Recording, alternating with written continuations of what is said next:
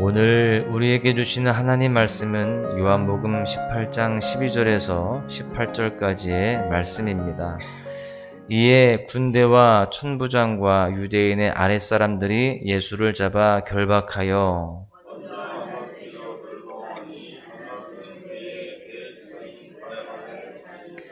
가야바는 유대인들에게 한 사람이 백성을 위하여 죽는 것이 유익하다고 권고하던 자로라.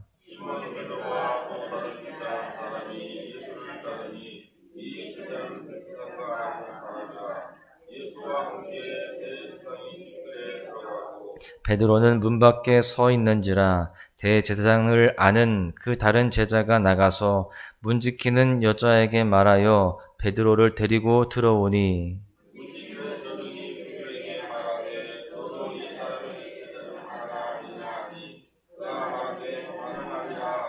그때가 추운 고로 종과 아랫사람들이 불을 피우고 서서 쬐니 베드로도 함께 서서 쬐더라. 아멘.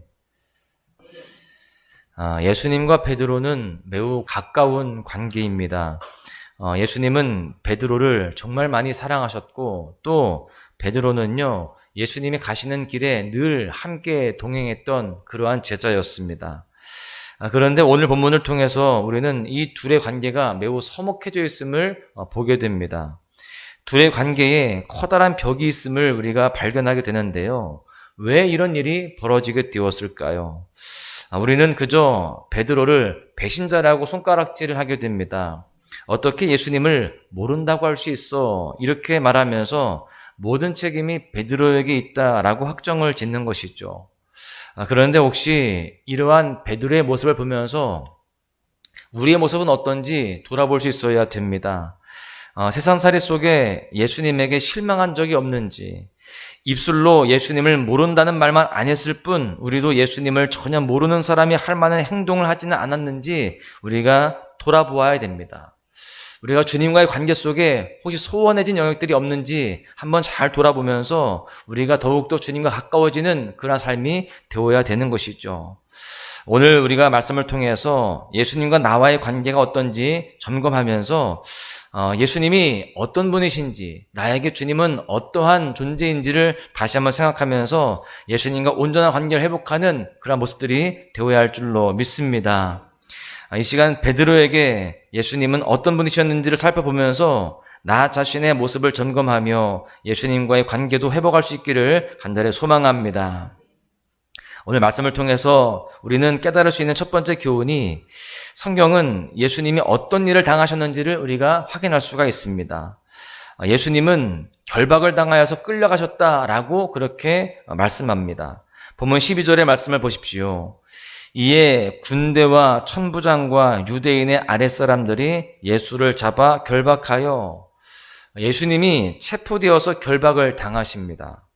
13절도 보시면 먼저 안나스에게로 끌고 가니 안나스는 그의 대제사장인 가야바의 장인이라. 체포되신 예수님은요 이곳저곳을 끌려다니면서 신문을 받으십니다. 여러분, 체포되어서 결박을 당하고 신문을 받는 사람을 우리는 뭐라고 이야기합니까? 죄인이라고 이야기하죠. 죄를 지은 사람을 체포합니다. 그리고 도주의 우려가 있으니까 결박을 하죠. 그리고 죄의 경중을 저울질하기 위해서 재판정에서 신문을 하게 됩니다. 너무나 당연한 수순이죠. 그런데 오늘 우리는 이 말씀을 통해서 조금 의아한 상황들을 보게 됩니다. 죄를 지은 사람이 당해야 할 체포와 결박과 신문을 예수님이 당하고 계신다라는 것입니다. 예수님께 죄가 있으십니까? 그렇지 않죠. 예수님은 죄가 없으시되 하나도 없으십니다. 그런데 예수님은 지금 죄인이 되어 있습니다. 더욱 아이러니한 것은 죄가 없으신 그분이 아무런 저항이 없이 그렇게 현실을 받아들이고 계신다라고 하는 사실입니다. 왜 이러한 수모와 또한 고통을 겪으셔야 했을까요? 바로 우리의 죄 때문이죠. 피와 같이 붉은 죄를 씻어주시기 위해서 죄 없으신 예수님이 십자가의 길을 가셔야 했던 것입니다. 이사야 53장 5절의 말씀을 보십시오. 그가 찔림은 우리의 허물 때문이요 그가 상함은 우리의 죄악 때문이라. 그가 징계를 받음으로 우리는 평화를 누리고 그가 채찍에 맞음으로 우리는 나음을 받았도다. 예수님께서 당하신 고난은 우리의 허물과 죄악 때문입니다. 마땅히 우리가 받아야 할 징계를 예수님이 대신 받으셨기에 우리는 평화를 얻고 나음을 입게 되었다라는 겁니다. 여러분, 우리는 오늘 예수님이 당하신 이 고난을 깊이 묵상해야 됩니다. 우리의 죄를 씻어내기 위해서 예수님이 치러야 할 그 대가는 어마어마한 것이었습니다. 수치와 모욕이었고 침뱉음과 모멸이었습니다. 그러나 주님은요, 그러한 모든 고통에 개의치 아니하십니다. 묵묵히 그 십자가의 길을 참아내셨어요. 히브리서 12장 2절은요, 예수님의 이러한 모습을 잘 그려내고 있습니다. 그는 그 앞에 있는 기쁨을 위하여 십자가를 참으사 부끄러움을 개의치 아니하시더니 하나님 보좌 우편에 앉으셨느니라. 여러분, 예수님이 십자가의 치욕과 고통을 참아내실 수 있었던 근거가 무엇이라고 되어 있습니까? 그 앞에 있는 기쁨을 위하여 이렇게 되어 있어요.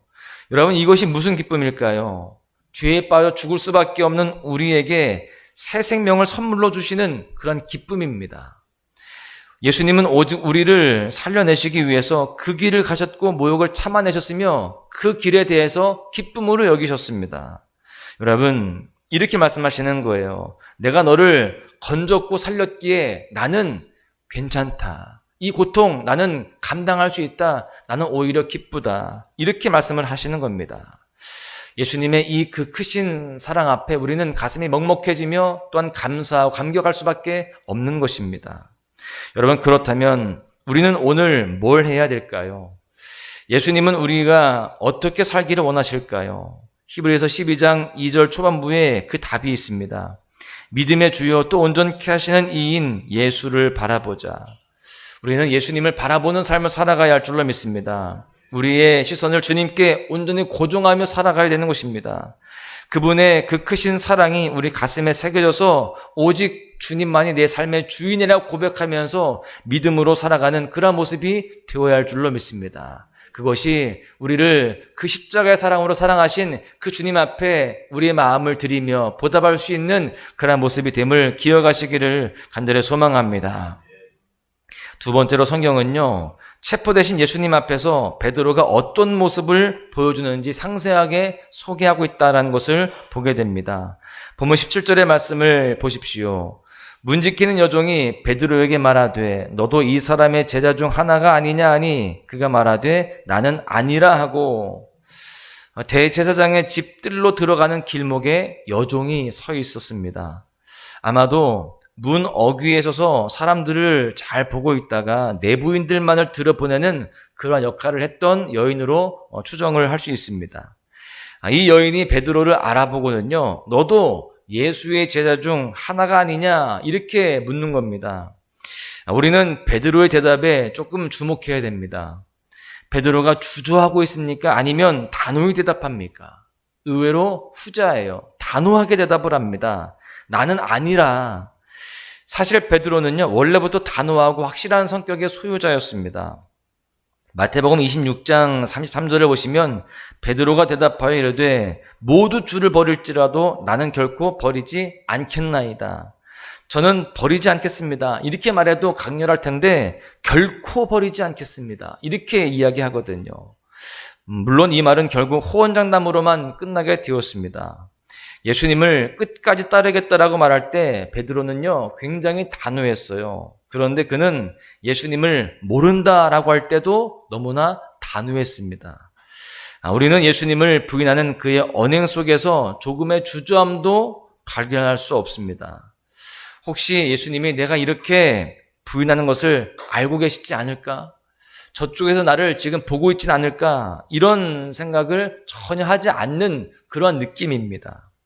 성경이 알려주는 베드로의 모습 가운데는 전혀 고민의 흔적이 없습니다. 단호하게 그렇게 거절을 하는 겁니다. 부인하는 것이죠.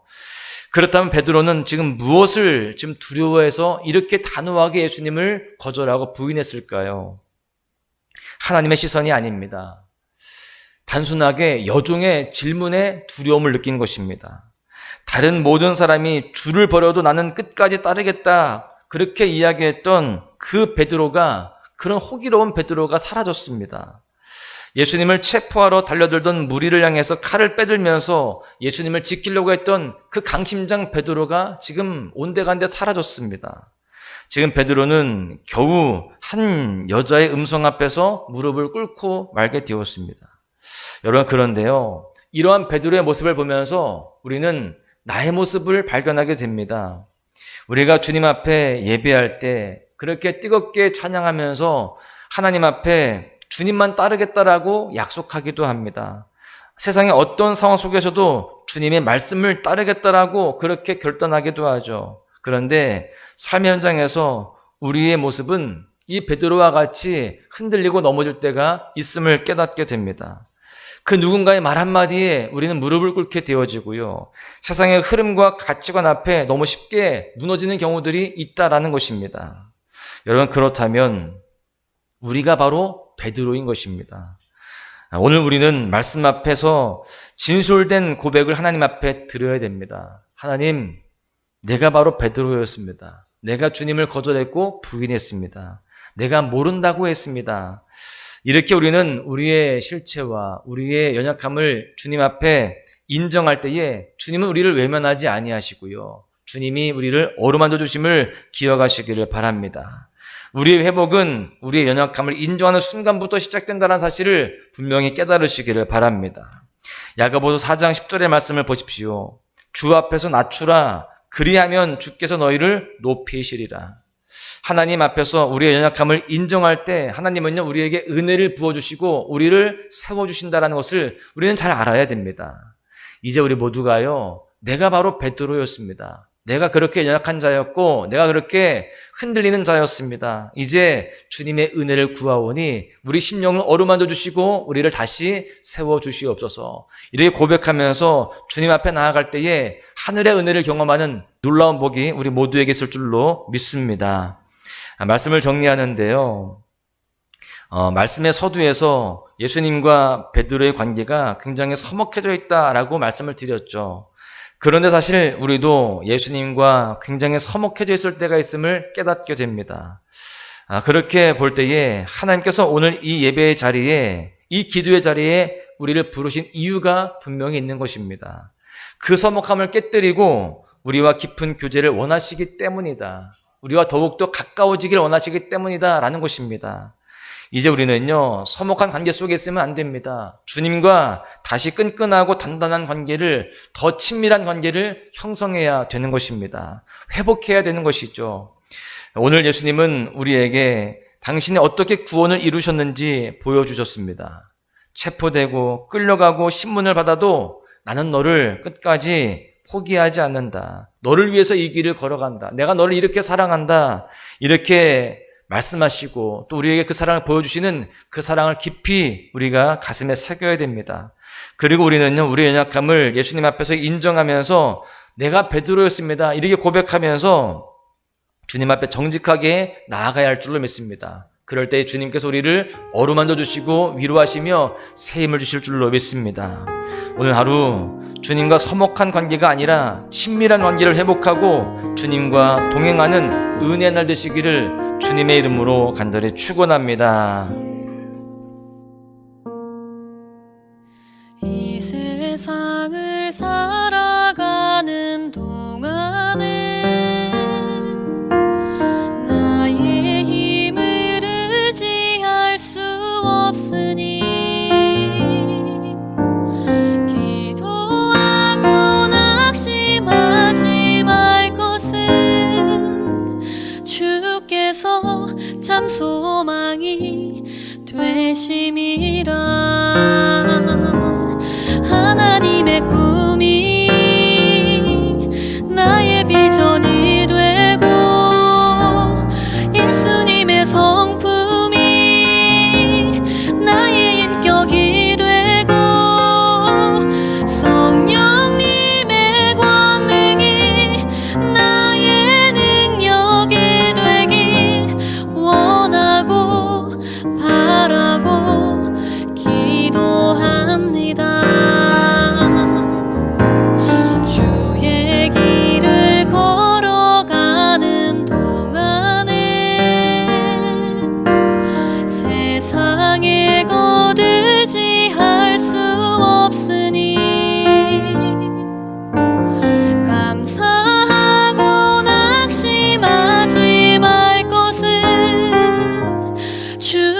위해서 참 기쁨이 되심이라.